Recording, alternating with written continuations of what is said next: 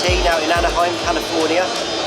Really exciting shows, absolutely manically busy, especially on the Allen and Heath stand. A lot of interest going on. There's a lot of hype as well about the new firmware updates for the DB4. And I've got Andy here next to me, who's actually from the UK, which is good. So he's going to run through for you some of the new features of the new firmware update. So thanks very much, Andy. If you could give us a run through, that's great. Right. Thanks very much.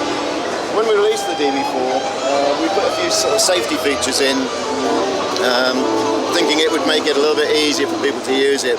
What happened is that the power users are the ones that bought it, and they felt that there were too many restrictions. So what we've done is listen to all of their feedback, and we've come up with version 2 firmware. And as I say, we've just released version 2 for both the DB4 and the DB2. The biggest difference on the DB4 is that you can now design your own channel. Before, the effects were pre-fader. People complained about that, they wanted post-fader effects. So we went a little bit beyond just putting post-fader effects. If you hit the menu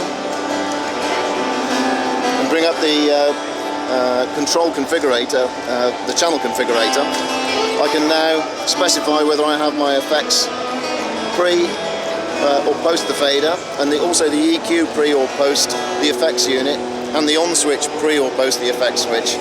And I can also change the mode in which the wet dry works. So it's pretty unique. You can set up the whole mixer completely to suit your own personal style. And when you're in post fader effects, you also have post fades with a crossfade, so the tails will all ring out. The Reloaded also does some other things. We've got some new effects in there. We've got a new damage effect called Saturator and Infrabass. We also have a master effect on the main mix, which is called Spatial Crossover, which allows us to set the stereo width above and below a crossover point. So you can, for instance, run the subs in mono and the tops in stereo.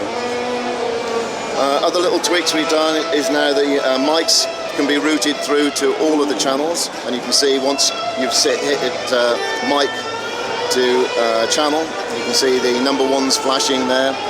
That means that you can use the loopers. You can build up loops from the mic if you want to on all of the 4 channels, and use the effects as well.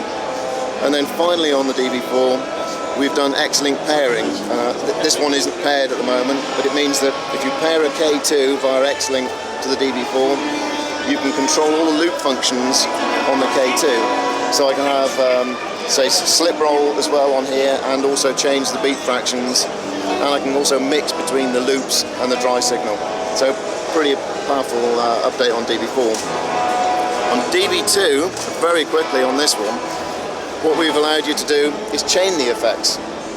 DB2 has always been post fade, but now you can run one effect unit into the other one. So for instance, I can put a resonator on this effect, and then I can add a delay to that as well. And anything routed through to the X effects unit now automatically changes through into the Y effects. And it's a pretty powerful tool. You also have the new effects on DB2, and you also have the mastering effect of Spatial Crossover. And that's what we're really showcasing here this year at NAMM. Brilliant, fantastic. Well, thanks a lot for the info on that. Anyone who needs to know any other info, look at the link below this video.